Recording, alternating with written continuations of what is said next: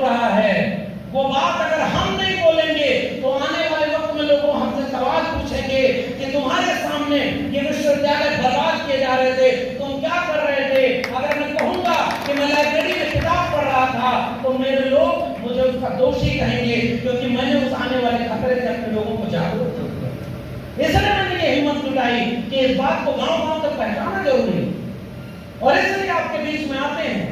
कोई भाषण देने नहीं कि अगली बार कटिहार से हमें कोई चुनाव लड़ना है, कोई इसलिए नहीं कि आप हमें सम्मानित करेंगे। आयोजन समिति के लोगों ने आने जाने का, रहने का प्रबंध कर दिया, यही बहुत है, लेकिन इतनी मुश्किल उठाकर आपके बीच में किस बात के लिए आते हैं? कोई हमारा व्यक्तिगत लाभ नहीं है, एक कर्ज है हमारे ऊपर, हमारे पुरखों का। जब भी ऐसे मंच पर आते हैं तो ऐसा लगता है कि उसमें से एक पाई कर्ज की चुका रहे हैं, इसलिए हिम्मत करके आप लोगों के बीच में खड़े हो।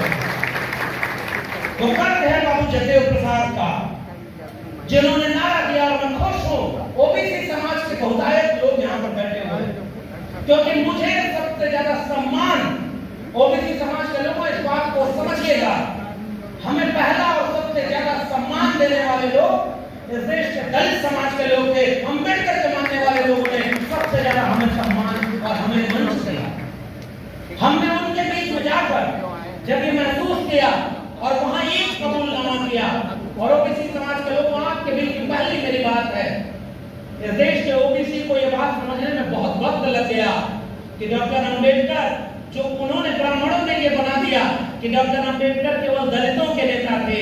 हमने किताबें पढ़ी, हमने समाज को पढ़ा, पहला सच जाना कि डॉक्टर अम्बेडकर जितना दलितों के थे उससे ज्यादा इस देश की महिलाओं के थे, मजदूरों के थे, किसानों के थे और ओबीसी के नेता थे। इसलिए डॉक्टर अम्बेडकर को हम नायक मानते हैं।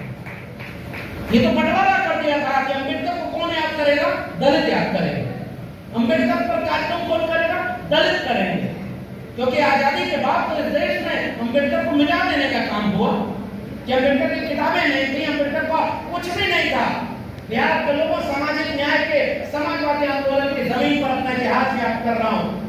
1990 के बाद, भारत की आजादी के 40-45 साल बाद पहली बार अम्बेडकर की किताबों का समग्र प्रकाशन 80 के बाद शुरू हुआ। 1990 में आकर के जब संयुक्त मोर्चा की सरकार बनी, जब बीपी सिंह, विश्वनाथ प्रताप सिंह प्रधानमंत्री बने और इस देश में समाजवादी आंदोलन और अम्बेडकरवादी आंदोलन मजबूत हुआ। एक तरफ कर्पूरी ठाकुर की विरासत के लोग, समाजवादी आंदोलन के लोग दिल्ली में मजबूत हुए, एक तरफ माननीय कांशीराम मजबूत हुए, तो भारत रत्न देने का काम पहली बार 1990 में संयुक्त मोर्चा की सरकार, बीपी सिंह की सरकार ने किया। ऐसा क्यों हुआ? बहुत सारे लोगों ने तो खुद ही खुद को भारत रत्न दे दिया। डॉक्टर अम्बेडकर को तो आजादी के 40 साल लग गए इस देश को कबूल करने में कि भारत रत्न देना चाहिए, लेकिन डॉक्टर अम्बेडकर जैसे लोग किसी भारत रत्न पुरस्कार के पहले ही विश्व रत्न बन चुके थे। यह बात बहुत देर में इस देश के लोगों को समझ में आई, और मैं ये बात कहना चाहता हूं कि अब जो लोग इंडिया गठबंधन बनाकर कोशिश कर रहे हैं कि 24 में मनुवादियों को सरकार में आने से रोकें, एक वादा उनको अपने घोषणा पत्र में और करना चाहिए कि जब हमारी सरकार बने 2024 में, तो 2024 में सरकार बनने के बाद हम माननीय कांशीराम और कर्पूरी ठाकुर के साथ बीपी मंडल को भारत रत्न देने का काम करेंगे। ये वादा करिए, देखिए आपको अपने लोग अपना मानना शुरू करें। बीपी मंडल भारत रत्न नहीं है क्या? कर्पूरी ठाकुर भारत रत्न नहीं है क्या? माननीय कांशीराम और जगदेव बाबू, मैं कहना चाहता हूं कि ये 3-4 लोगों से शुरुआत करो, फिर तो मैं ओबीसी समाज के लोगों अपने विरासत को जब याद करता हूं तो मुझे सबसे शुरुआत में एक जुलाहा याद आता है, हमारा संत, हमारा फकीर याद आता है कि तुम कत बाभन हम कत सूद और हम कत लोहू तुम कत दूध। ये बात कहने वाला काकर पाकर जोड़ के मस्जिद लई चुनाए, ताचड़ मुल्ला बाप पे क्या बहरा हुआ खुदाए, पाथर पूछे हरि मिले तो मैं पूछूं पहाड़, और घर की चाकी कोई न पूछे जाका पीसा खाए। अरे इंदोम राह न पाई, हिंदू की हिंदुआई देखी तुर्कन की तुर्काई। हमारा पुरखा कबीर कहता है, मुंह को कहां ढूंढे रे बंदे, मैं तो तेरे पास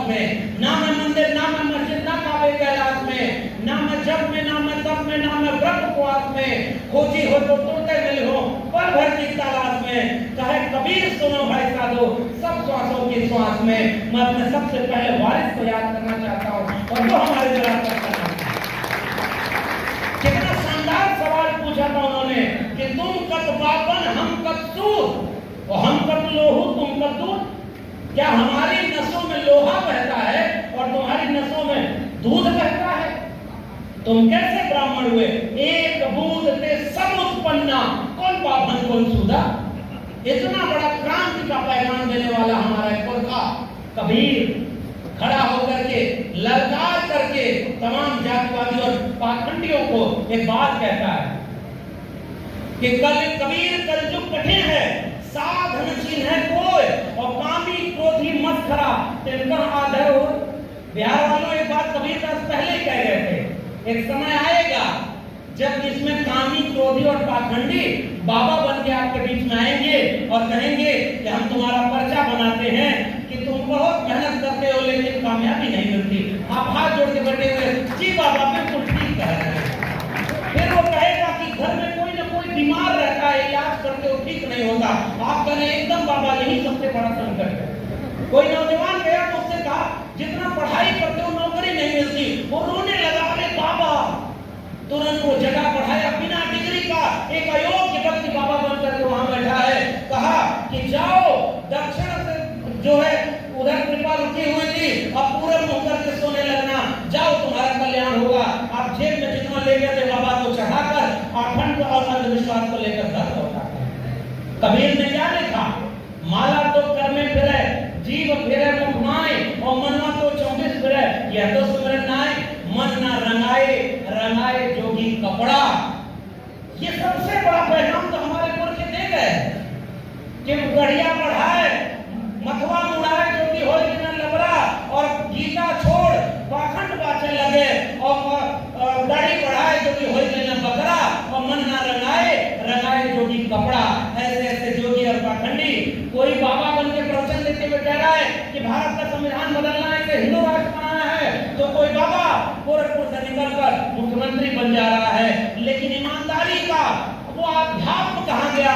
जैसा कबीर चाहते थे कि और जो रविदास चाहते थे, ऐसा चाहूं राज में जहां मिले सबको अन्न, छोट बड़ो सब संगत है, रविदास रहे प्रसन्न। और कबीर ने हमारे पुरखे ने लिखा कि कबीरा खड़ा बाजार में लिए लोकाटे हाथ, जो घर जा रहा अपना चलो हमारे साथ। वो कबीर याद आता है। आज हमारे लोग मंडल कमीशन और संविधान से नौकरी पा गए तो अपना घर भरने लगे, और घर भर के क्या हुआ? एक दिन जैसे ही बोलना शुरू किए, ईडी सीबीआई का छापा पड़ गया, जीवन भर जितना लूटे थे वो सब जेल में चले गए। आपने समाज के लिए तो कुछ किया ही नहीं, तो समाज आपके लिए क्यों खड़ा होगा? ये तो सबसे बड़ा सवाल है आपके सामने। कबीर ने कहा कि साए इतना दीजिए जहां मैं कुटुंब समाए, मैं भी भूखा ना रहूं, साध न भूखा जाए। यानी जो ईमानदारी और मेहनत का पैगाम था कबीर का, वो उन्होंने पैगाम दिया। और ओबीसी समाज के लोगों ने कभी कबीर को अपना माना क्या? इसलिए वो पैगाम रविदास को आपने अपना माना क्या? अब आपकी विरासत का 5 मिनट में आपको एक पैगाम, एक सिलसिला बताना चाहता हूं। उस विरासत में कबीर से जो कारवां आगे बढ़ा, कबीरदास उन्होंने एक बहुत बुलंदी की बात कही थी कि जिनको कछु न चाहिए सोई शहंशाह। वो शहंशाह जो कबीर का है, उस पैगाम को रविदास ने ये कहा कि मुंह को कहां ढूंढे बंदे वाला पैगाम जब अन्न पर आया तो क्या कहा उन्होंने? उन्होंने लिखा कि छोट बड़ो सब संबंध है, रविदास रहे प्रसन्न। क्यों इस बात को कहा?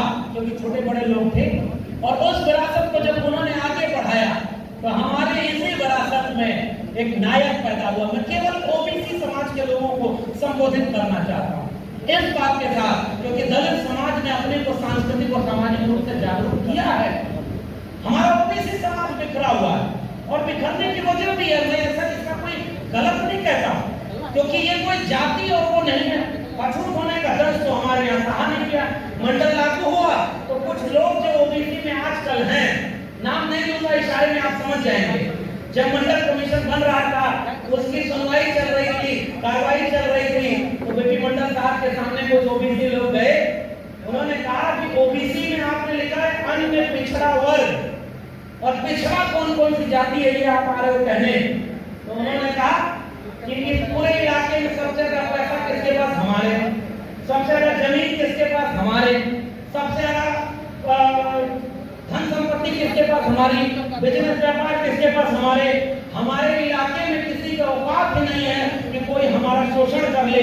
हम कोई पिछड़े उछड़े नहीं है और ना हम ओबीसी में शामिल होंगे। ये आपका इतिहास है। कुछ दिन बाद जब मंडल लागू हो गया तो ऐसे आंदोलन हुए कि हमको भी पिछड़े में शामिल कर लो, क्योंकि तब उनको समझ में आया कि जगह जमीन धन संपत्ति 2-3 पीढ़ी बाद जब खत्म होने लगी, तब जाकर के मंडल ने जो कलम और किताब का संविधान का अधिकार दिया था, वह जब पाना हुआ तो उनको पता चला कि हम तो ओबीसी में है ही नहीं, और धन संपत्ति तो लुट गई, लेकिन जो अधिकार मंडल ने दिया था वो नहीं लुटा, और हमारे जैसे लोग मंडल के बदौलत यहाँ पर पड़े। तब उन्होंने कहा कि हमें भी ओबीसी में शामिल कर लो। इसलिए कह रहा हूं कि इस कम्युनिटी की अपने कुछ अंतर विरोध है। इस कम्युनिटी में 37 जाति